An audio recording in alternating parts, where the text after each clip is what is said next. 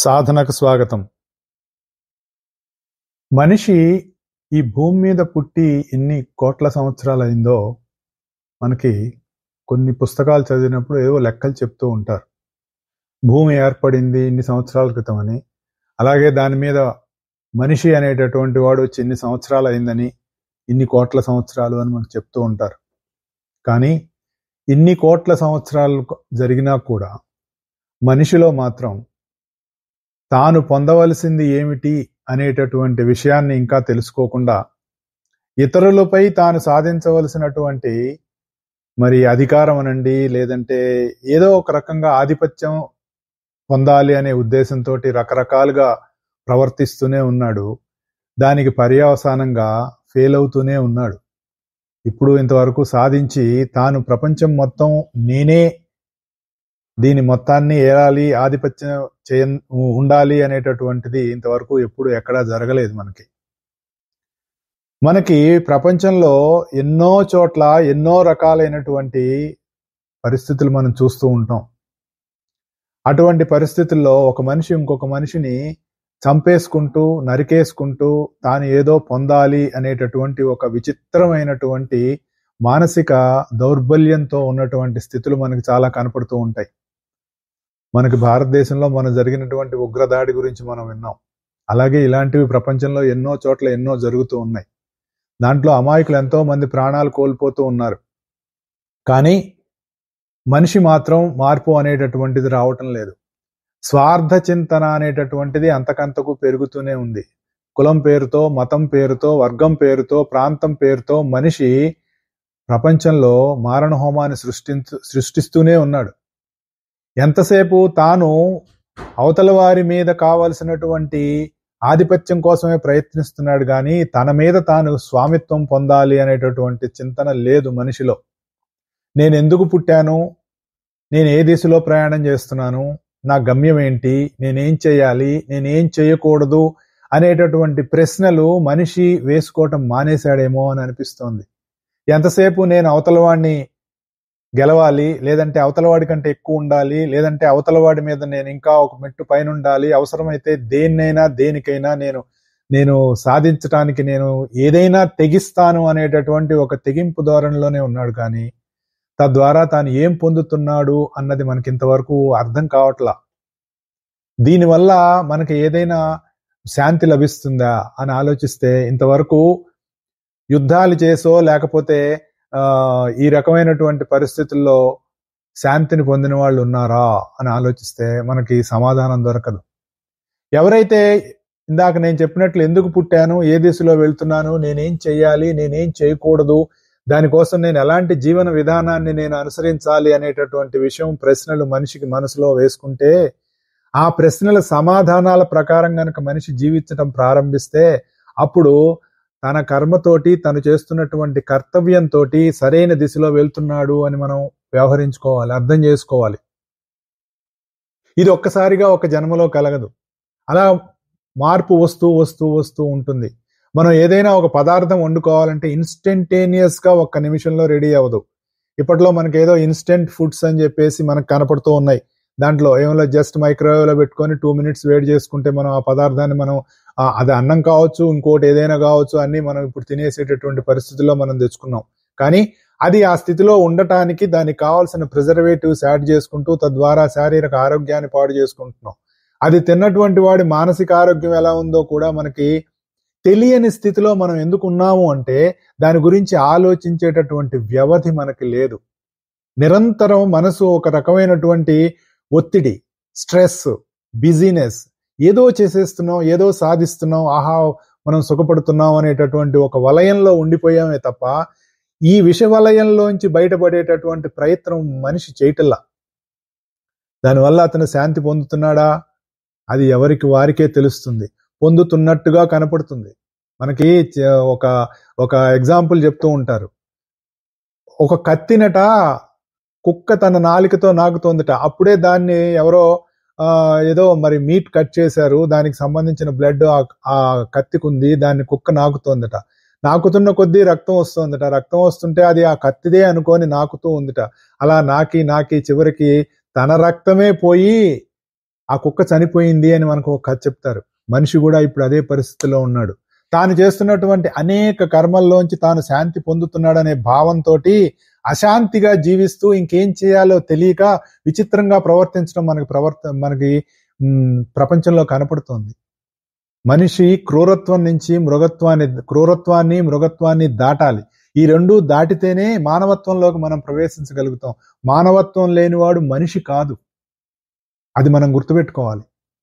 మానవత్వంలో ఉన్నవాడికే శాంతి ఉంటుంది. మానవత్వంలోకి అడుగు పెట్టిన వాడికి శాంతి లేదు.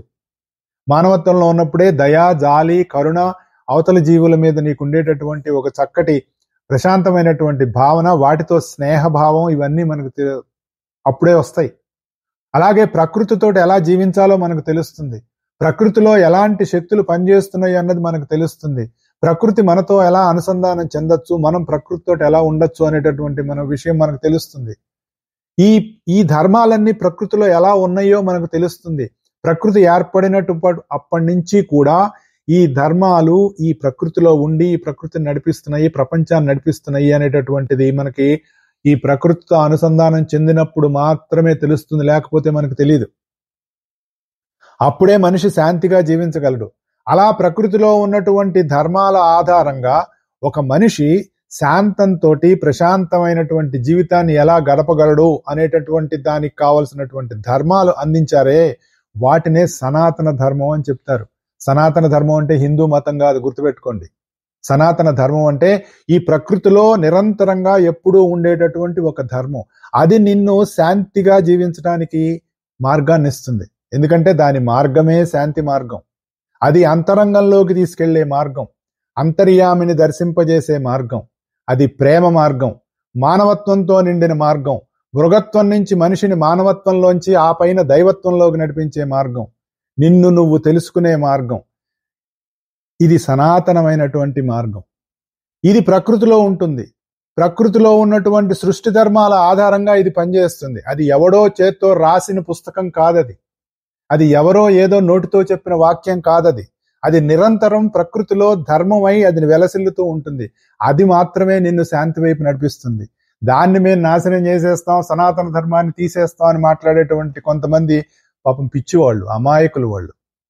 జాతి అంతా ఏకమైన, అంటే మానవ జాతి అంతా ఏకమైనా కూడా నశింప చేయలేనటువంటి మార్గం సనాతనమైనటువంటి. ఎందుకంటే మనిషి అనేటటువంటి వాడు పుట్టక ముందు నుంచి ఉన్నటువంటి మార్గం అది. అది గుర్తుపెట్టుకోవాలి. అది సనాతనం, కంటికి కనపడదు, కానీ అంతటా అదే నిండి ఉంటుంది. Ever existing, no one can eradicate it. If anyone wants to try it, he will be eradicated. అది గుర్తుపెట్టుకోవాలి. అది అగ్ని లాంటిది. నివురు గప్పి ఉందండి, ఆరిపోయింది అని ముట్టుకుంటే చేతులు కాలుతాయి. ఎందుకు? అది నువ్వు నేను లేనప్పటి నుంచి ఉన్నది కాబట్టి, అసలు అదే మూలమై ఉంది కాబట్టి అంతటికి. అది మాత్రమే నీకు శాంతి లభిస్తుంది. అటువంటి మార్గంలో నువ్వు వెళ్ళినప్పుడు, నీలో ఎన్నో రకాలైనటువంటి కోరికలు ఉన్నప్పుడు, ఆ కోరికలన్నీ కూడా నువ్వు ప్రయాణం చేస్తున్నటువంటి మార్గానికి అనుగుణంగా ఎప్పుడైతే నీ కోరికలు ఉన్నాయో దాని ప్రకారమే నీ జీవితాన్ని నువ్వు ఎప్పుడు మలుచుకుంటావో అప్పుడు శాంతిగా జీవించడానికి అవకాశం ఉంటుంది. అటువంటి వాటికి మార్గదర్శకం ఇస్తూ, అటువంటి సూత్రాలను మనకు అందిస్తూ, దానిలో మనం ఎటువంటి సూత్రాల ఆధారంగా మన జీవితాన్ని ఆచరణలోకి తెచ్చుకుంటూ మనం జీవించటం వల్ల మనలో అటువంటి ఆనందమయమైన శాంతిమయమైనటువంటి జీవితం మనకు వస్తుంది అని చెప్పేది మనకు భగవద్గీతలో అందించినటువంటి ఎన్నో సూత్రాలు. మనిషి అనేటటువంటి వాడికి అందించింది, మానవ జాతికి అందించినటువంటిది ఈ సూత్రాలు. ఇది సనాతనం. ఎందుకంటే ఈ సూత్రాలను ప్రకృతిలో బాగా అర్థం చేసుకొని తద్వారా మానవ జాతికి అందించినటువంటి మహర్షులు మన చిరస్మరణీయులు. వాళ్ళని మనం ఎప్పుడూ గుర్తుపెట్టుకోవాలి, లేకపోతే కుదరదు. దాని ఆధారంగానే మనం నిరంతరం అనేక రకాలు, ఇందాక చెప్పుకున్నటువంటి కారణం దేనికి, ఎందుకు ఇలా అయిపోతుంది జాతి అంటే కోరికలు. ప్రతిదానికి కోరిక, ఆదర్శం, ఆశయం. ఏమిటి దీనివల్ల ఏమొస్తోంది? ఎదుటి మనిషిని చంపేస్తే నీ ఆశయం నెరవేరుతుందా? ఎదుటి మనిషిని నాశనం చేసేస్తే నీ ఆదర్శం నెరవేరుతుందా? దానివల్ల శాంతి లభిస్తుందా? ఎప్పుడైనా ఎవరికైనా శాంతి లభించిందా? సార్ యుద్ధాల వల్ల శాంతి రాదన్నారు. మరి కురుక్షేత్రంలో యుద్ధం జరిగింది కదా, టింగుని వచ్చేస్తాడు వాడు పక్క నుంచి. ఎందుకంటే వాడి సంస్కారం అలాంటిది. కురుక్షేత్ర యుద్ధం ఎందుకు జరిగింది? మనం మహాభారతం చదువుకుంటే తెలుస్తుంది. దానివల్ల శాంతి వచ్చిందా రాలేదా? వచ్చింది. ఎప్పుడు వచ్చింది? శాంతి కోసం ప్రయత్నం చేసి శాంతిగా ఉండేవాడు, ధర్మ మార్గంలో నడిచేటటువంటి వాడు, ధర్మాన్ని జయింపగలిగినటువంటి వాడు, ధర్మానికి జయాన్ని అందించగలిగేటటువంటి వాడు, ప్రజలను శాంతిగా ధర్మంగా నడిపించగలిగేటటువంటి వాడు ఆ యుద్ధంలో గెలిస్తే శాంతి ఉంటుంది, లేకపోతే ఉండదు. అందుకు జరిగింది ఆ యుద్ధం. ఆ సమయంలో తాను చేయవలసినటువంటి కర్తవ్య కర్మను మరిచి అక్కడ ఉన్న వాళ్ళందరూ మా ఫ్రెండ్స్, స్నేహితులు, మా తాతలు, మా గురువులు అంటే నువ్వు చేయాల్సిన పని చెయ్యి అని చెప్పేసి కర్తవ్య బోధ చేసినటువంటి జగద్గురువు శ్రీకృష్ణ పరమాత్మ. అది మనం గుర్తుపెట్టుకోవాలి. ఎన్నో విషయాలు మనం చెప్పుకున్నాం. ఎందుకంటే జరుగుతుంది చూస్తుంటే ఒక రకమైన ఆవేదన కలుగుతుంది మనస్సులో. అందుకనే నేను ఇది చెప్తున్నాను. ఆలోచింప చేయాలి మనిషిని. మనం ఎటు వెళ్తున్నాం, మనం చేయవలసింది ఏంటి, మన కర్తవ్యం ఏంటి అని మనం గుర్తుపెట్టుకోవాలి. సాధారణంగా మనం చెప్పుకున్నాం రకరకాలుగా మనం తెలుసుకునే విషయం, తెలుసుకోవాల్సిన విషయం, మరి లేదంటే తెలుసుకోవటం, తెలుసుకునేవాడు, వీటిని త్రైవిద్య అంటారని, ఇది నిరంతరం ప్రకృతిలో జరుగుతూనే ఉంటుందని. కానీ వీటన్నిటికీ మూలమైనటువంటి అంతర్యామి తత్వం వైపు మనం ప్రయాణం చేసినప్పుడు మాత్రమే వీటన్నిటి వల్ల మనకి శాంతి అనేటటువంటిది లభిస్తుంది. దాన్నే రాజవిద్య అంటారు అని చెప్పుకున్నాం. రాజవిద్య అంటే అంతర్యామిని దర్శింపజేసేటటువంటిది రాజవిద్య. నీలో ఉన్నటువంటి నిరంతరం నువ్వుగా వెలుగుతున్నటువంటి దాని వైపు నిన్ను నడిపించేటటువంటిది రాజవిద్య. నేనే వెలుగు, నేనే జీవితం, నేనే చూడటం, నేనే మాట్లాడటం, నేనే వినటం, నేనే స్పర్శను పొందటం, నేనే జీర్ణం అంతా నేనే చేస్తున్నాను. నీ శరీరంలోంచి జరిపిస్తుందంతా నేనే. కానీ మనం దాన్ని పక్కన పెట్టేసి మిగిలిన వాటితో ఉన్నాం కాబట్టి, చిన్న భిన్నం అయిపోయి ఉన్నాం కాబట్టి అశాంతితో ఉన్నాము. అలా కాకుండా ఏకత్వం వైపు గనక నువ్వు వెళ్తే నీకు ఉండేది శాంతి అని చెప్పేది మనకు భగవద్గీత. ఇదే ఎందుకు ఆదర్శ గ్రంథం అంటే, నీకు సనాతనంగా సృష్టిలో ఉన్నటువంటి ధర్మాలను తీసుకొచ్చి మనిషికి వాటికి అందించి నువ్వు ఈ విధమైనటువంటి జీవితాన్ని గనక నువ్వు గడిపితే, ఈ విధమైనటువంటి జ్ఞానంతో నువ్వు కర్మలు చేస్తే, నీ కర్తవ్యాన్ని నువ్వు నిర్వర్తిస్తే నువ్వు శాంతిగా ఉంటావు అని చెప్పింది ఇక్కడే కదా, ఇంకెక్కడ చెప్పింది? అందుకనే కదా మనం దీన్ని తీసుకోవాల్సినటువంటి అవసరం ఉంది, మనిషి శాంతిగా ఉండటం కోసం. ఇది మనం తరచి తరచి తరచి మన లోపల నుంచి ఆలోచన, అంతరంగంలో నుంచి ఆలోచనలు చేసుకోవాలి. చేసుకుంటేనే మనకు తెలుస్తుంది. దానిలో భాగంగానే మనం రాజవిద్య రాజగుహ్య యోగం గురించి చెప్పుకుంటున్నాం.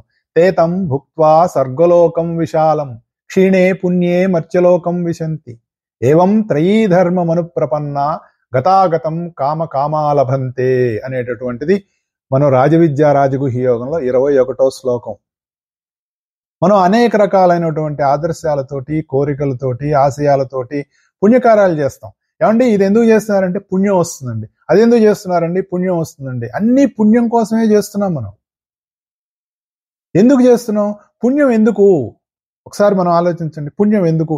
సుఖంగా జీవించాలండి, ఆరోగ్యంగా జీవించాలి అంటే పుణ్య కార్యాల వల్ల నీ కోరినటువంటి సుఖమయమైనటువంటి జీవితం లభిస్తుంది.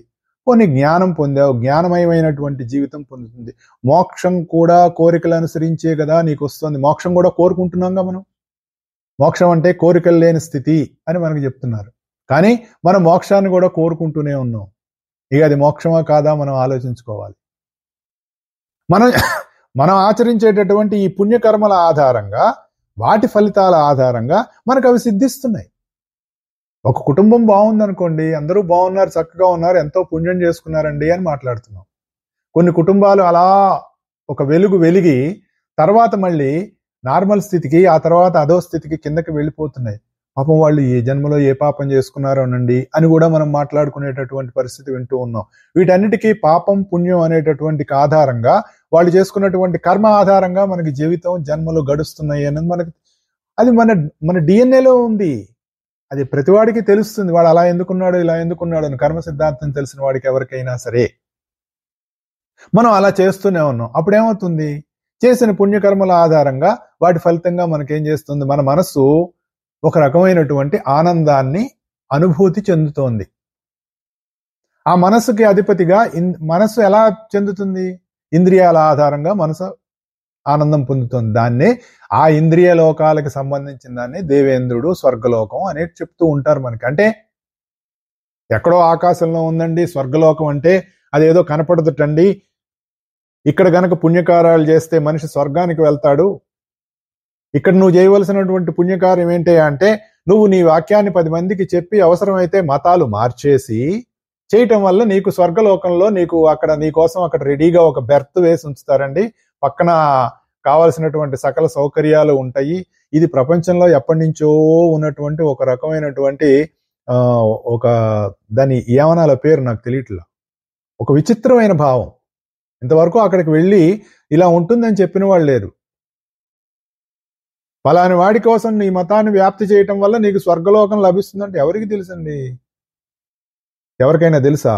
వెళ్ళి చూసొచ్చారా?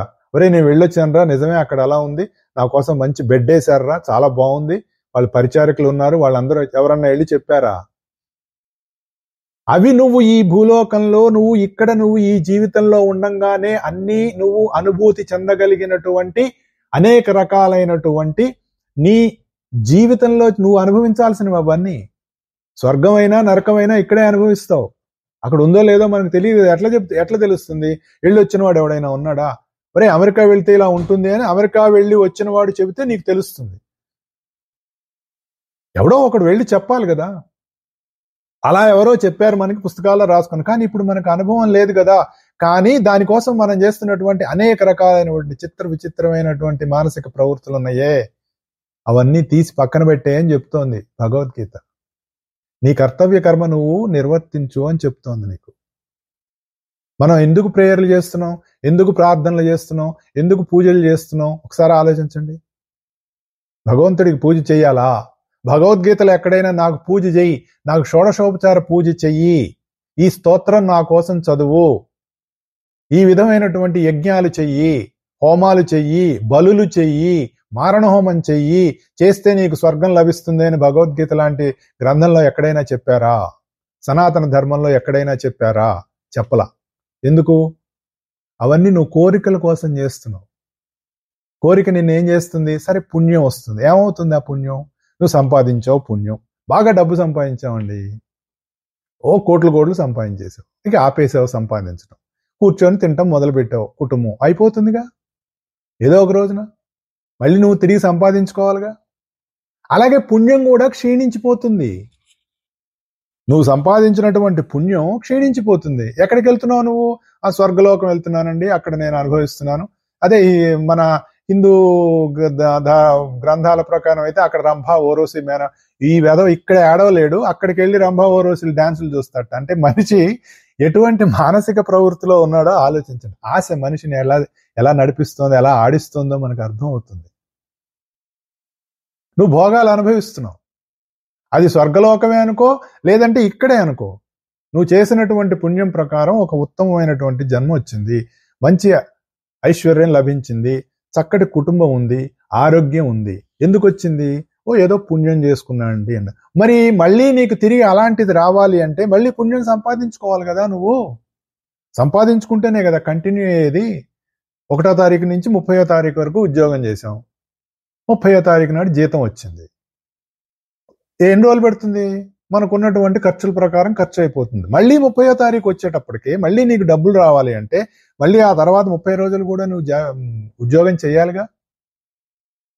అంటే ఎవరైతే కోరికలతోటి ఈ విధంగా పుణ్యం సంపాదించుకొని పుణ్యం ద్వారా స్వర్గాన్ని నేను అనుభవిస్తాననో, లేదంటే భోగాలు అనుభవిస్తాననో రకరకాలుగా ఎవరైతే అనుకుంటూ ఉన్నారో అవన్నీ కూడా ఒక పాయింట్లో క్షీణించిపోతాయి.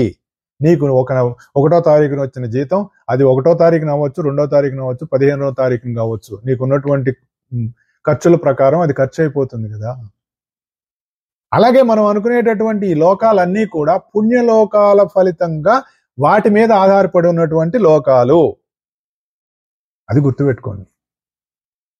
ఇవన్నీ ఏమవుతాయి? వస్తూ పోతూ ఉంటాయి. ఫలితాలన్నీ వస్తుంటాయి. ఆ ఫలితాలు ఏంటి? పుణ్యకర్మలు మంచిది వచ్చినాయి. ఇవి నువ్వేం చేస్తున్నావు? దానివల్ల మళ్ళీ నేర్చుకోవటం, ఉద్యోగం చేయటం, పని చేయటం, అది చేయటం, ఇది చేయటం నిరంతరం కొనసాగుతూనే ఉంది కదా. ఇక్కడ ఏం చెప్తున్నాడంటే అంతర్యామిని దర్శించకుండా, వీటన్నిటికీ మూలమైన తత్వాన్ని నువ్వు దర్శించకుండా ఇవన్నీ ఎన్ని చేసినా కూడా అవి నిన్ను రక్షించలేవు అని చెప్తున్నాడు. అది రాజవిద్యలో ఉన్నటువంటి ఒక అంతర్లీనంగా ఉన్నటువంటి రహస్యం. రాజవిద్య అంటే అంతర్యామిని దర్శించటం. అది నువ్వు చెయ్యి అంటాడు. మనం ఏం చేస్తున్నాం? అదొక్కటి పక్కన పెట్టి మిగిలినవన్నీ చేస్తున్నాం. కనుకనే మనం ముక్కలో అయిపోయాం. ఏకత్వం లేదు. మనల్ని ఏకత్వం వైపు నిన్ను నడిపించేదే మనకి ఈ జ్ఞానం నిన్ను నడిపిస్తుంది. పుణ్యం అయిపోయిన తర్వాత ఏమవుతుంది?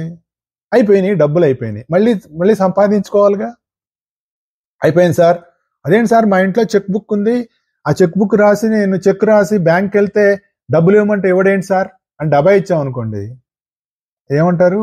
పిచ్చోడు సార్ అంటాడు. అదేంటి సార్, అదేంటంటే చెక్ బుక్ ఉంది బాబు, బ్యాంకులో డబ్బులు లేవు అని చెప్తారు. ఖర్చు పెట్టేసావు కదా, అయిపోయింది. తిరిగి మళ్ళీ నువ్వు సంపాదించుకొని అకౌంట్లో వేస్తే అప్పుడు నువ్వు చెక్ తీసుకెళ్తే నీ చెక్కు డబ్బులు ఇస్తారు.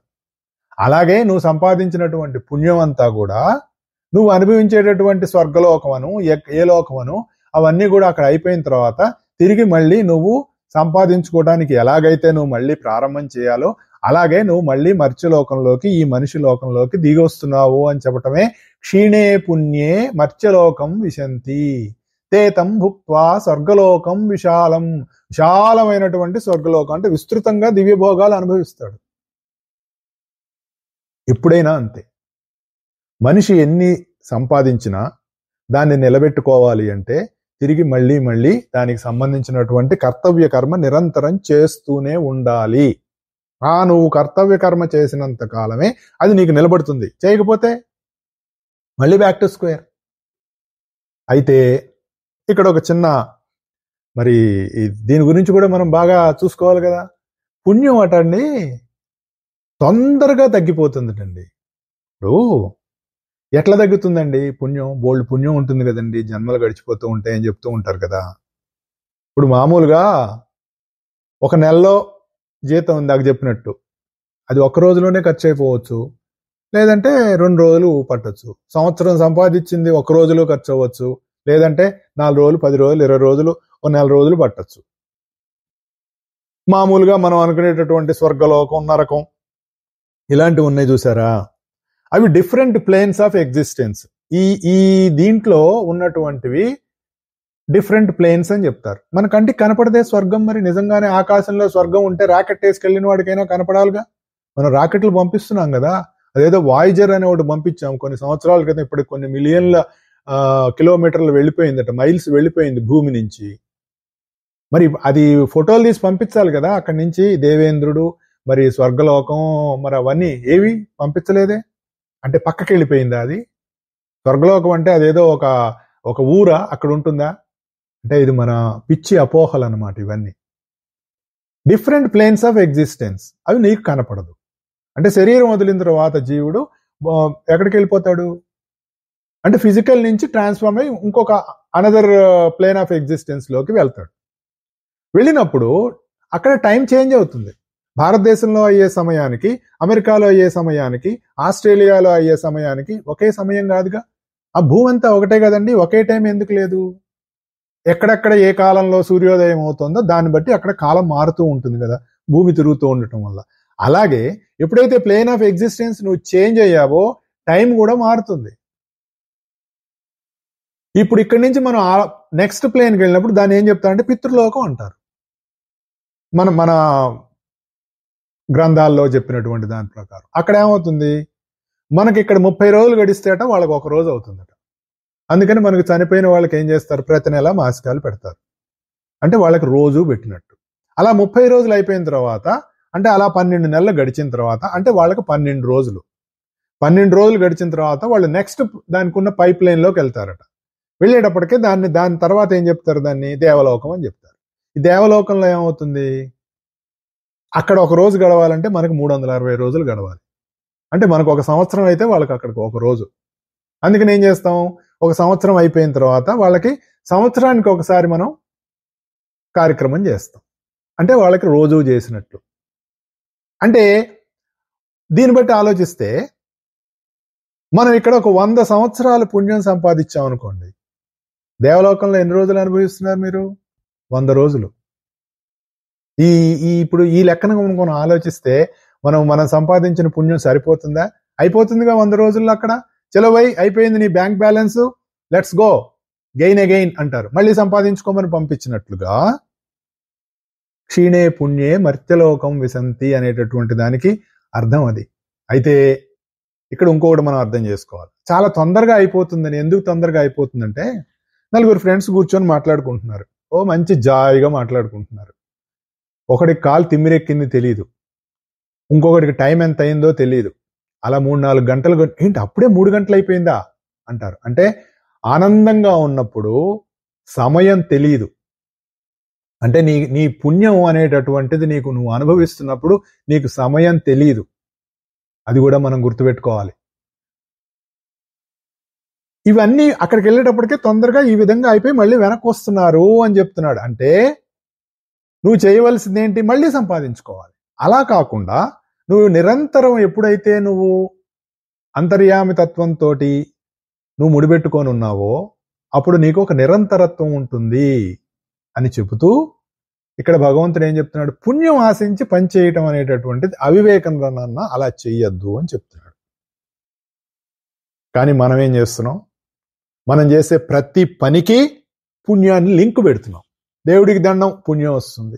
వాడెవడికో అన్నం పెట్టావు, పుణ్యం వస్తుంది. వాడెవడికి ఇది చేసావు, పుణ్యం వస్తుంది. ఏం చేసుకుంటావు? అన్నమాచార్యుల వారు చెప్పినట్టు పాప పుణ్యాలు అనే రాసులు ఎప్పుడు తరుగుతాయి? పోని పుణ్యం పాపం చేయొద్దండి, పుణ్యం చేయొద్దండి. ఎలా కుదురుతుందండి అంటే నీ కర్తవ్యాన్ని నువ్వు నిర్వర్తించడం అనేటటువంటిది మనకి భగవంతుడు చెప్పినటువంటి అత్యుత్తమమైనటువంటి బోధ. పోని పుణ్యం చేయొద్దండి, పాపం కూడా చేయొద్దు. ఇంకొకటికి ఎందుకు హాని చేయాలి? ఆ హాని చేయకపోవటం అనేదే చాలా ఇంపార్టెంట్. ఇంకొక వ్యక్తికి హాని చేసేటట్లుగా ప్రవర్తించకపోవటం, ఇంకొక వ్యక్తి బాధపడేటట్లుగా ప్రవర్తించకపోవటం లేదా మాట్లాడకపోవటం, ఇవన్నీ కూడా పుణ్యం చేసినట్టే. పుణ్యం అంటే ఏదో ప్రత్యేకంగా మనం దేవుడి దండం పెడితేనో, గుళ్ళోకి వెళ్ళి కొబ్బరికాయ కొడితేనో, లేదంటే మనం చూసుకోకుండా ఒక డజన్ అరటిపళ్ళు ఇవ్వండి అంటే పాపం వాడు అరటిపళ్ళు కట్టిచ్చేస్తేనో, దాంట్లో ఒక కుళ్ళిపోయిన అరటిపండు కూడా ఉంటుంది, తీసుకెళ్లి దేవుడికి పెట్టేస్తాం. మనకి మళ్ళీ పూజారి గారు తిరిగి ఇచ్చినప్పుడు ఇందులో కుళ్ళింది కూడా మనం చూసుకోం, లేదంటే అది ఇంకొకళ్ళకి వెళ్తుంది. ఈ మధ్య జరిగింది లేండి మాకు ఇక్కడ ఏం చేస్తాం, షాప్కి వెళ్ళేసి ఒక బ్యాగ్, మామూలుగా యాపిల్స్ కావచ్చు ఏవో కొనేస్తారు. ఆ బ్యాగ్ తీసుకెళ్లి ఇచ్చేస్తారు దేవుడి దగ్గర. వాళ్ళు కూడా దాన్ని ఓపెన్ చేయరు. ఆ బ్యాగ్ మీద ఇలా నీళ్లు చల్లి దేవుడికి ఇలా అనేస్తారు. 2 చెయ్యి ఇలా చూపించేస్తారు. ఏమయ్యా తినవయ్యా అన్నట్టు. ఆయన అక్కడ తినటానికి కూర్చున్నాడా? మన అవగాహన ఎలా ఉంది? ఈ ఇచ్చిన వాడికి ఆలోచన అంటే, ఆహా నాకెంత పుణ్యం వచ్చింది, నేను ఏది కోరితే అది భగవంతుడు తీర్చేస్తాడు. ఎందుకంటే వీడు ఎట్లా చెబితే అట్లా నడుచుకునేవాడు దేవుడు. నేను నీకు అరటిపళ్ళు ఇలా అంటాడు పైగా మళ్ళీ. ఎలా మార్చేసుకున్నాం మనం? దైవం అనేటటువంటి ఆ తత్వాన్ని నిరంతరం నీలో ఉండి నిన్ను నడిపిస్తూ నువ్వు మాట్లాడటానికి కారణమై ఉన్నదాన్ని మనం ఇష్టం వచ్చినట్లుగా మనం అదేదో మన ఇంట్లో పనిచేసే పాలేరు లాగా మనం ప్రవర్తిస్తున్నాం భగవంతుడి విషయంలో. ఇంతకంటే నిజంగా ఆ పదమే వాడాలి, నీచత్వం ఇంకొకటి లేదు.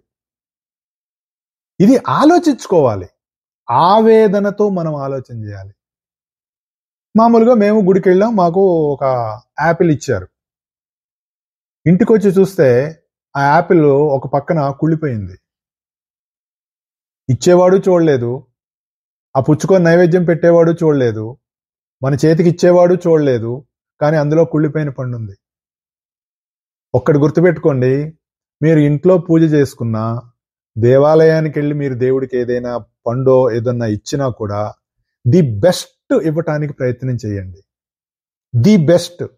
ఒకవేళ ఏదైనా ఒక పక్కన కుళ్ళిపోయి ఉంటే అంతవరకు తీసేసి మీరు తినండి. కానీ దైవానికి కానీ ఇంకొకళ్ళకి కానీ ది బెస్ట్ ఏంటి నేను ఇవ్వగలను, అన్నిట్లోకి ఇదే బెస్ట్, నేను ఇది దైవానికి ఇస్తాను అనేటటువంటి ఒక భావనతోటి అది సమర్పణగా దైవానికి ఇవ్వండి. అప్పుడు అది చేరుతుంది. ఏదో విసిరేసినట్టుగానో, ఏదో ఒకటి ఇచ్చేసామనో, హడావిడిలో కొన్నాం చూసుకోలేదనో, ఇలాంటి ఎక్స్క్యూజులు మనం చెప్పుకోకూడదు. ఎందుకంటే శ్రద్ధ అనేటటువంటిది మనకి సంబంధించినటువంటిది, దైవానికి సంబంధించినటువంటిది కాదు. అది మనం నిరంతరం ఆలోచించుకోవాలి, మనం చూసుకోవాలి. కాబట్టి మనం చేసేటటువంటి పుణ్యం కోసం అని చేయొద్దండి. ఇది నా కర్తవ్యం, నన్ను నా జీవితాన్ని ఈ విధంగా నేను అవగాహన చేసుకొని అర్థం చేసుకొని జీవించడానికి కావలసినటువంటి జ్ఞానాన్ని నాలో ఉన్నటువంటి దైవం అందించాడు కాబట్టి నేను దైవానికి సమర్పణ చెంది ఉంటాను. కాబట్టి నేను చేయవలసినటువంటి సంఘం ఎడల, నా కుటుంబం ఎడల, నా ఆఫీసులో కానీ ఎక్కడైనా నా కర్తవ్యం ఏంటి అది తెలిసి నేను ప్రవర్తిస్తాను, అంతకు మించి నాకు వేరే దాంతో సంబంధం లేదు అనేటటువంటి భావంతో ఎవరైతే మనం ఉంటామో అప్పుడు నువ్వు కామ్యకర్మ నుంచి కర్తవ్య కర్మలోకి ప్రవేశించినట్లుగా. మనం చేసేటటువంటి ప్రార్థన కూడా దైవం కోసం ప్రార్థించు, నీ కోసం కాదు. ఎవడైనా గుడికి వెళ్ళి దేవుడి దగ్గరికి వెళ్ళి స్వామి బాగున్నావా, ఎట్లున్నావు, బాగున్నావా, నువ్వు బాగుంటే మేము బాగుంటాం అని ఎప్పుడన్నా మనం దేవుడిని అడిగామా? అడగం. ఎందుకు అడగం? వెళ్ళిన దగ్గర నుంచి కోరికలేనా, అడుగు పెట్టిన దగ్గర నుంచి కోరికలేనా. అయ్యా బాబాయ్ వీడు వస్తున్నాడు రో అనుకునేటట్టుగా ఉంటుంది మన పరిస్థితి. అలా వద్దు అన్నది నా భావన. ఇది మనల్ని ఆలోచింపజేయాలి. అప్పుడే మన సాధన ముందుకు సాగుతుంది. ఈరోజు కొంచెం చాలా ఆవేదనతో మాట్లాడుతున్నాను, వేరే ఏమనుకోకండి. ఎందుకంటే జరిగినవి ఆలోచిస్తుంటే చాలా బాధ వేస్తూ ఉంటుంది మనసుకి. ఆ కారణంగా కొంత ఆవేదన వల్ల కొంచెం స్పైసీగా ఉంది ఇవాళ. మనం చేసేటటువంటి కర్మల్లో పుణ్యం అనేటటువంటిది ఎప్పుడైతే ప్రవేశించి దాని ఫలితంగా మనం కర్మలు చేస్తుంటామో తద్వారా మనం పొందుతున్నటువంటి ఫలితాలు కూడా మనం సంపాదించిన ధనంలాగా ఖర్చు అయిపోతాయి, కర్మఫలాలు అయిపోతాయి, మృత్యు వచ్చేస్తుంది. మృత్యు అంటే ఇది మార్పే. మనం దేహం విడిచినా విడకపోయినా మృత్యు నిరంతరంగా కర్మఫల రూపాల్లో మనకు వస్తూనే ఉంటుంది. అయితే ఇవన్నీ అనుభవించిన తర్వాత మనం మళ్ళీ మామూలుగా ఇంకొక జన్మ తీసుకొని మళ్ళీ సంపాదించుకోవాల్సినటువంటి పరిస్థితి వస్తూనే ఉంటుంది.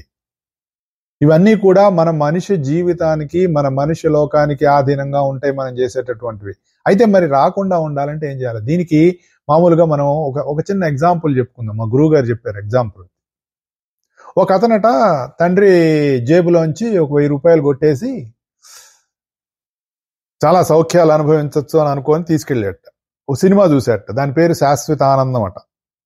కొద్దిసేపటి తర్వాత సినిమా అయిపోయింది, కొన్ని రోజుల్లో డబ్బులు అయిపోయినాయి. అప్పుడు ఏం చేస్తాడు? వాడికి పట్టిన గతి ఏంటో, పుణ్యలోకాలలోకి చేసిన పుణ్యం కోసం చేసినటువంటి, అంటే కామ్యకర్మలు చేసిన వాడి పుణ్యలోకాలు కూడా ఇలాంటివి. అంటే కోరికలతో చేసేటటువంటి కర్మల వల్ల మనం పొందేటటువంటి పుణ్యలోకాలు కూడా ఇట్లాంటివే అని చెప్పారు. అయిపోయింది. అదొక టైపు. ఇంకొకడట తండ్రి దగ్గర నుంచి కొంత డబ్బులు అడిగి తీసుకొని, పోనీ 1,00,000 రూపాయలు అనుకుందాం, తీసుకొని పుణ్యక్షేత్రాలు దర్శించడానికి వెళ్ళాట. అట్లాగే అనేక పుణ్యక్షేత్రాలు దర్శనం చేసి ఎంతో మంది మహనీయుల సాన్నిధ్యాన్ని అనుభవించి అక్కడ వాళ్ళ దగ్గర చక్కగా ధ్యానం చేసుకొని ఎంతో ఆనందాన్ని అనుభవించి చాలా మంచి పవిత్రమైనటువంటి మనస్సుతో దాన ధర్మాలు చేసి ఉండవచ్చు. ఏమవుతుంది? తర్వాత తెచ్చుకున్న డబ్బులు అయిపోతాయిగా. అప్పుడేమవుతుంది? మళ్ళీ అవన్నీ వాడు మళ్ళీ లేనివాడే అయిపోతాడు, మళ్ళీ తిరిగి ఇంటికే రావాలి. అట్లాగే మోక్షం కోరి మనం చేసేటటువంటి వివిధమైనటువంటి యజ్ఞ కర్మలు ఏవైతే ఉన్నాయో వాటి ఫలితం కూడా అలాగే తపస్సైనా యోగ సాధనైనా మనం చేసేటటువంటి ఎన్నో లక్షణాలు, మనం ఎంతో సాధన కూడా వీటికి అనుగుణంగా మనం ఎప్పుడైతే కోరికలతో చేస్తామో అది కూడా ఈ పుణ్యలోకాల్లాగా క్షీణించిపోతుంది. అయితే మరి దైవధ్యానమైనా సరేనట, కోరికలతో చేస్తే తరిగిపోక తప్పదు అని చెప్పారు. ఇది గుర్తుపెట్టుకోవాలి. మనం మన సాధనలో అత్యంత క్లిష్టమైనటువంటిది చేయవలసినటువంటి సాధనది. అయితే మరి ఎట్లా అండి? ఇక్కడ భగవంతుడు చెప్తున్నాడు 22వ శ్లోకం, అనన్యాశ్చింతయంతో మాం ఏ జనా పర్యుపాసతే తేషాం నిత్యాభియుక్తానాం యోగక్షేమం వహామ్యహం. ఇది భగవద్గీతలో 360వ శ్లోకం.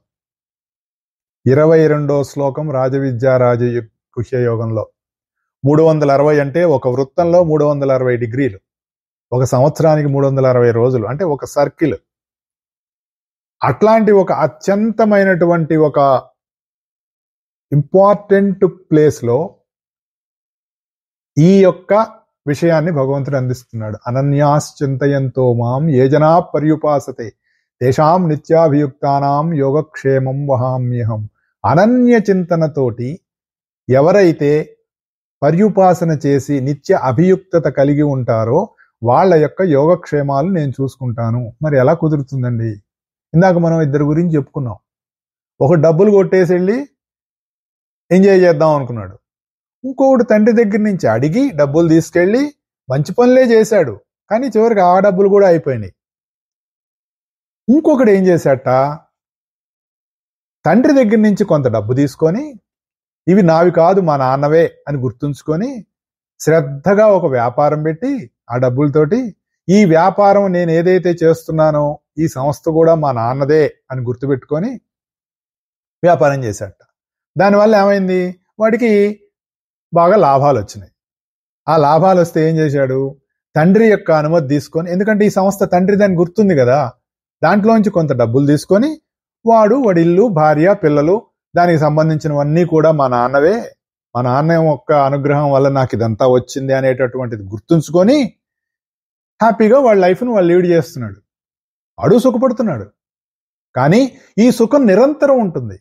ఎందుకు, వీడు ఏ పని అయితే చేస్తున్నాడో, ఏ కర్మ అయితే చేస్తున్నాడో ఇది నాదినే కాదు, ఇది నా తండ్రిది అనేటటువంటి విషయం గుర్తుపెట్టుకొని తాను తన తండ్రి వేరు కాదు అనేటటువంటి ఒక భావంతో ఆ వ్యాపారం చేస్తున్నాడు. అంటే అక్కడ అన్య దృష్టి లేదు, అనన్య దృష్టి ఉంది, అంటే ఏకత్వమైనటువంటి దృష్టి ఉంది.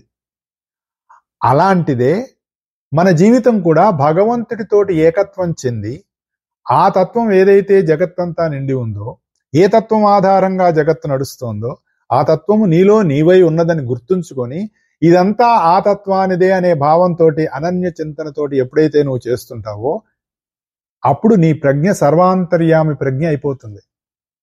నీకు జననం వచ్చినా మరణం వచ్చినా నీకు సంబంధం లేదు, శరీరానికి వస్తుంది, శరీరంలో ఉన్నంతకాలం ఉంటావు, వెళ్ళిపోతావు. ఆ నిరంతరత్వం అనేటటువంటిది నీకు లభిస్తుంది. ఆ నిరంతరత్వం ఉండటమే అనన్య చింతన. అటువంటి వాడు చేసేటటువంటి ధ్యానమే యోగ విద్యకు గమ్యము అని చెప్పారు. అది నువ్వు అంతర్యామితో అభిముఖంగా ఉండి చేసేటటువంటిది. ఇది నిరంతరం అభ్యసించేది. ఏదో ఒక పూజ ఒక గంట చేసాము, ఒక 2 గంటలు చేసాము, లేదంటే గంట సేపు మనం పూజ చేసి బయటికి రాగానే ఇష్టం వచ్చినట్టుగా అందరి వాళ్ళని తిట్టామంటే నీకు నిరంతరత్వం ఎక్కడుంది? నిరంతరం అంటే నువ్వు చూస్తున్న దాంట్లో, చేస్తున్న దాంట్లో ఏది చూసినా, ఏది చేసినా, ఏది తాగినా, ఏది చెందినా, ఏది చూసినా ఇది అదే అనే భావన ఎప్పుడైతే నీకు ఉంటుందో అది నిరంతరం అభ్యసించేటటువంటి అనన్య చింతన. అట్లాంటి వాళ్ళని నిత్య అభియుక్తులు అని చెప్తోంది. అది ఎలా చేయాలి? అర్పణ బుద్ధితోటి చేయాలి, వేరు దృష్టిగా. అంటే నువ్వు యోగాభ్యాసం చేసినా, వ్యాపారం చేసినా, ఉద్యోగం చేసినా, కుటుంబంతో ఉన్నా, కుటుంబంలోంచి బయట ఉన్నా, ఎవరితోటున్నా, ఎక్కడున్నా ఇదంతా ఒకటే అనే భావన ఉండాలి. మామూలుగా పతంజలి యోగ సూత్రాల్లో చెప్పిన అష్టాంగ యోగం అనేటటువంటిది ఉంది. భగవద్గీతలో చెప్పినటువంటి అనేక రకాలైనటువంటి ధ్యాన సాధనలు ఉన్నాయి. ఇవి ఏదో వేరు, అది వేరు, ఇది వేరు, అది చేస్తే ఒకటి వస్తుంది, ఇది చేస్తే ఒకటి వస్తుంది అంటే మళ్ళీ మరి దాంట్లోకి వెళ్ళిపోతాం. తెలుసుకోవటం, జ్ఞానము, జ్ఞేయము, జ్ఞాత అని చెప్తారు.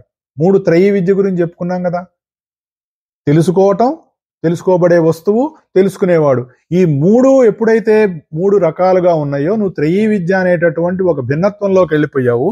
కానీ వీటికి మూలమైనటువంటి దానిలో ఉన్నటువంటి ఏకత్వం అయినటువంటి రాజవిద్యలోకి ఎప్పుడు ప్రవేశించామో, వీటన్నిటికీ మూలమైన అంతర్యామి తత్వంలోకి ఎప్పుడు ప్రవేశించామో అప్పుడు నీకు ఈ అనన్య చింతన అనేటటువంటిది అప్పుడు లభిస్తుంది. లేకపోతే నీకు అనన్య చింతన అనేటటువంటిది రాదు. అప్పుడు ఎలా చేస్తాడు వాడు? సమర్పణ బుద్ధితోటి చేస్తాడు. ఎందుకంటే ఇది నాది కాదు, ఇందాక చెప్పాను కదా, నేను పెట్టిన వ్యాపారం మా నాన్నదే అనే భావంతో వాడు చేస్తాడు. ఎప్పుడైతే ఆ తండ్రితోటి, ఆ మూలతత్వంతో ఎప్పుడైతే నీకు అనుసంధానం ఉందో అప్పుడు నీకు కావాల్సినటువంటి యోగము, క్షేమము. యోగం అంటే వాట్ ఈజ్ యోగం? యోగం అంటే ఏకత్వం చెందినటువంటి స్థితిని యోగం అంటారు. అంటే నీలో నువ్వు అనుకునే నువ్వు, నీలో ఉన్న నువ్వు, ఈ 2 ఏకత్వం చెందటమే యోగ స్థితి. అప్పుడు ఉన్నది క్షేమమే కదా నీకు. క్షేమం అంటే, సార్ క్షేమం అంటే అంతా బాగుండటం, లేదంటే ఇంకొక రకంగా ఇలా ఉండటం, అలా ఉండటం, అది క్షేమము అంటే నీకు వేరే అన్యము ఉండదన్నమాట. ఎప్పుడూ ఒకటే ఉంటుంది నీకు. హలో హలో నమస్తే అండి, చెప్పండి. సార్ బాగున్నాను సార్. బాగున్నా, ఎలా ఉన్నారు? బాగున్నానండి. అయితే నేను ఇందాక మీకు ఒక ప్రశ్న అడుగుదాం అనుకున్నాను, తర్వాత నాకు ఆన్సర్ నేనే తెలుసుకున్నాను. నేను తెలుసుకున్నది రైటా కాదా చెప్పండి. అది అంటే ఫుల్ డౌట్ లాంటి, మీరు కర్తవ్య కర్మలు కామ్య కర్మలు చెప్తాను కదా. అయితే ఆ కామ్యం అంటే కోరికే కదా, ఆకలేస్తుంటే అన్నం తినాలి కదా, అంటే అన్నం ఆకలేసినప్పటికీ అన్నం రెడీ చేసుకోవాలి కాబట్టి అది అది కామ్య కర్మ అని అడుగుదాం అనుకున్నాను, కానీ కాదని తర్వాత నిర్ధారించుకున్నాను. అది ఎలా అంటే కర్తవ్య కర్మలు మనల్ని బతికిస్తాయి, కామ్య కర్మలు చంపేస్తాయి అని నేను అలా డిఫరెన్షియేట్ చేశాను. రైటేనా? నాకు అర్థమైంది అని. కామ్య కర్మలు చంపేయటం అనేది ఉండదండి. ఎందుకంటే మనిషిగా మనం జీవించినప్పుడు కోరిక అనేటటువంటి ఉంటుంది. ఆ కోరిక మీది కర్తవ్యం వైపు గనక ఉన్నట్లయితే మీరు చేయవలసినటువంటి పని ఏదైతే ఉంటుందో దాని వైపు గనక మీ కోరిక కూడా ఉంటే అది కర్తవ్య కర్మ కిందే వెళ్తుంది. ఇప్పుడు మీరు అన్నట్టు అన్నం వండుకోవాలి, ఆకలేస్తుంది, అన్నం వండుకోవాలి. అన్నం వండుకోవటం కామ్యకర్మ కాదు, అది కర్తవ్య కర్మ కిందే వస్తుంది. అలాగే కుటుంబంలో ఉన్నటువంటి వ్యక్తులు, వారి మంచి చెడ్డలు, వాళ్ళకి చేయవలసినటువంటి బాధ్యత, మన వంతు కర్తవ్యం ఏదైతే ఉందో అవన్నీ కూడా, ఇప్పుడు తల్లి ఉంది, పిల్లవాడికి ఆహారం పెడుతుంది. పిల్లవాడు ఆహారం తీసుకోవడం అనేటటువంటిది వాడి కర్తవ్యం. వాడు తిన్నప్పుడు ఏం చేస్తుంది, వాడికి రకరకాలుగా ఆశ చూపిస్తుంది. అలా చేస్తే, ఇలా చేస్తే, ఇది చేస్తే, అది చేస్తే అంటే వాడు తింటాడు. అక్కడ తల్లి ఉద్దేశం ఏంటంటే తాను ఎన్ని రకాలుగా కోరుకున్నా పిల్లవాడి ఆకలి తీరటం అనేటటువంటి కర్తవ్యం కాబట్టి అది కోరిక కింద కావదు. అలాగే ఎన్ని రకాలుగా ఆశలు పెట్టినా అవి ఆశ పెట్టినట్టు అవ్వదు. ఎందుకంటే దానికి ఉన్నటువంటి ముఖ్యమైనటువంటి సూత్రం ఏంటి, పిల్లవాడు అన్నం తింటాం, దానివల్ల వాడు ఆకలి లేకుండా ఉండటం. కాబట్టి అలా ఆలోచించాలి. అంతేగాని మనం కోరికలంటే మనం ఇప్పుడు మామూలుగా మన అవసరాలు ఉంటాయి, కంపల్సరీ అవసరాలు ఉంటాయి. ఇందాక మీరు అన్నట్టు అన్నం వండుకోవటం, అది కాకుండా కొన్ని మనకు ఉండేటటువంటి కొన్ని ఇతర కోరికలు ఉంటాయి, అవి దాటి పైన. మీరు అన్నం తిన్నారు, ఆకలి తీరింది, తిన్నాక ఇంకా నాకేదో ఇంకో స్వీట్ ఉంటే బాగుండు, అది ఉంటే బాగుండు, అవి కోరికలు.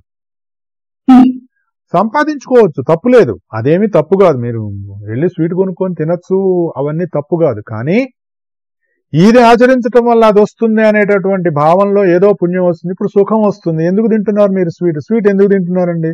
అది తింటే బాగుంటుందండి, హాయిగా ఉంటుంది. కానీ అదే సమయంలో మనకి ఒంట్లో ఏదైనా షుగరో ఏదో ఉందనుకోండి, అప్పుడు ఆలోచించుకోవాలి, తినాలా వద్దా. బాగుంటుంది, షుగర్ ఉన్న వాళ్ళైనా స్వీట్ తింటే బాగుంటుంది, కానీ తినటం వల్ల మరి తనకి అనారోగ్యం వస్తుంది కదా. కాబట్టి అక్కడ ఆలోచన చేసుకోవాలి, ఇది నా కర్తవ్యమా కాదా. సారీ సార్, మధ్యలో చంపడం అనేది ఫిజికల్ గా కాదు, అంటే మనల్ని ఫెయిల్యూర్ దగ్గర తీసుకెళ్లి నిలబెడతాయి కామ్యకర్మలు అని ఇలా అర్థమైంది. నేను కరెక్ట్ గానే అర్థం చేస్తాను. కర్తవ్య కర్మలు గెలిపిస్తాయి, కామ్యకర్మలు అదే ఓడిస్తాయి. ఓడిపోవడం అంటే చచ్చిపోవడమే కదా అని, అంటే ఇంచుమించు అలా.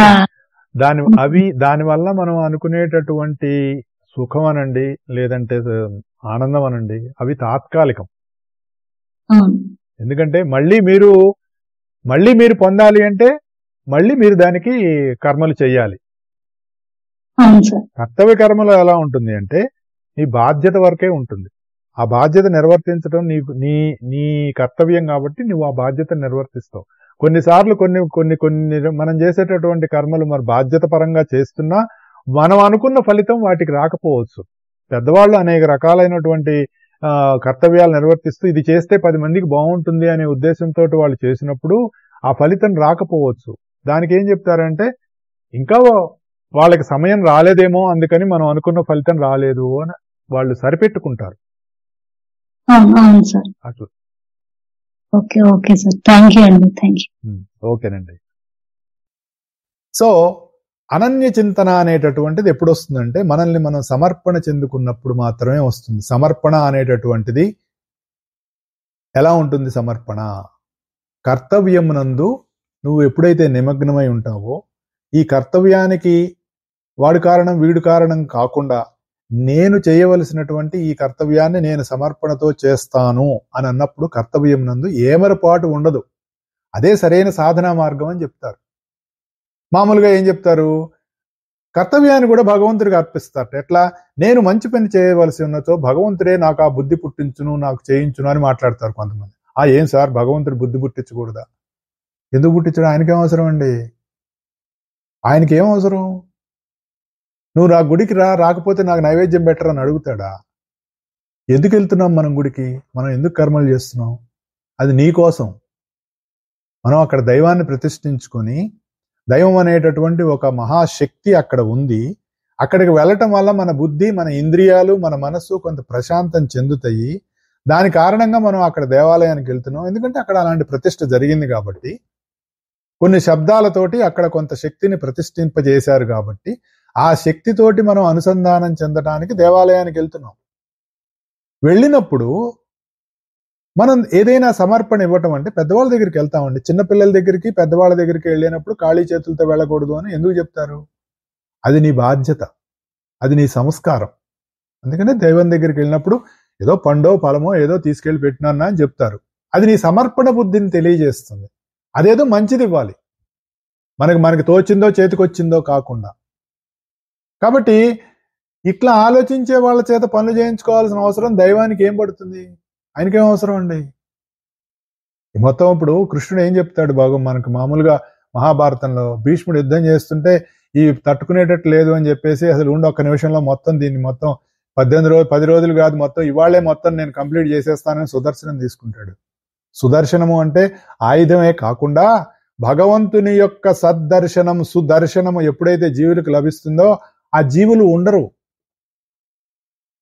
జీవులు ఉండరంటే ఒకటి శరీరంలో ఉండరు అనుకోవచ్చు, 2 వాళ్ళకి వాళ్ళు ఉండరు.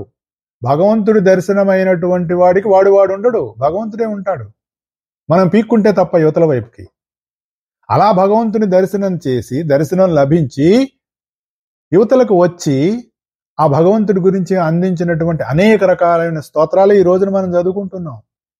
అద్వైతంలో ఎక్కువసేపు ఉండలేరు, ద్వైతంలోకి యువతలకి రావాలి. వచ్చి ఆ గుమ్మం దగ్గర కూర్చొని ఆ దైవాన్ని చూస్తూ ఆ అనుభూతిని పంచుకుంటూ రాసినటువంటి అనేక స్తోత్రాలు ఈ రోజున మనం చదువుకుంటున్నాం. అద్వైతం అనగానే అద్వైతం కాదు, అద్వైతంలో అనుభూతే ఉండదండి. ద్వైతంలో ఉండి చూస్తుంటేనే మనకు తెలుస్తుంది. పంచదార ఉంది, మీరున్నారు, ఆ 2 తిని మీరు అనుభూతి చెందిన తర్వాత ఇంకా అది మీలో పంచదార కలిసిపోయిన తర్వాత ఇంకా పంచదార అనుభూతి ఏముంటుంది? అయిపోయింది. మళ్ళీ పంచదార తింటేనే, అది వేరుగా ఉంటేనే. కాబట్టి మన కర్తవ్యం అందు ఉండేటటువంటి రాగద్వేషాలు నశించడానికే సమర్పణ బుద్ధి, కానీ కర్తవ్యాన్ని దైవం మీదకి అప్పచెప్పటం కాదు. నాకే దేవుడు బుద్ధి పుట్టించాలంటే ఎందుకు బుద్ధి పుట్టించాలో అవసరమే ఉంది? మామూలుగా ఇప్పుడు జరుగుతున్న సంఘటనలు చూస్తే దేవుడు అనేవాడు ఉన్నట్టయితే ఇవన్నీ ఆపత్తిగా మాట్లాడుతూ ఉంటారు. పాపం పసిపిల్లలు, వాళ్ళకి తెలియదు. ఆయనకి ఏం అవసరం? నువ్వు చేసేటటువంటి వెధవ పనులకి ఆ తత్వం ఎందుకు వచ్చి ఆపుతుందండి? నువ్వు వెధవ పనులు చేస్తున్నావు, దానికి ఎందుకు ఆపుతుంది?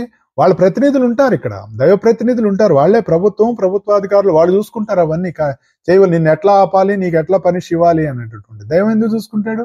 ఆపచ్చు కదా అని మాట్లాడుతూ ఉంటారు. పాపం పిచ్చివాళ్ళు, వాళ్ళకి తెలీదు.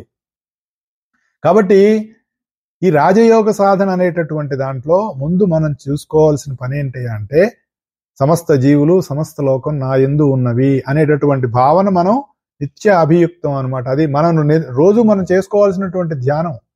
నేనే వెలుగు, నేనే వినికిడి, నేనే సమస్తం, నేనే వినపడుతున్నా, నేనే కనపడుతున్నా, నేనే ఇవన్నీ నేనే చేస్తున్నా, నా మనసు నేనే, నేను ఏదైతే చూస్తున్నానో అదంతా నేనే అనే భావాన్ని మనకి రాజయోగం మనకు అందిస్తుంది. అందుకు మనం ఈ రాజయోగాన్ని మనం ఇంతగా మనం ఎందుకు చెప్పుకుంటున్నాం అంటే, ఇది మన సాధనలోకి దింపుకోవాలి.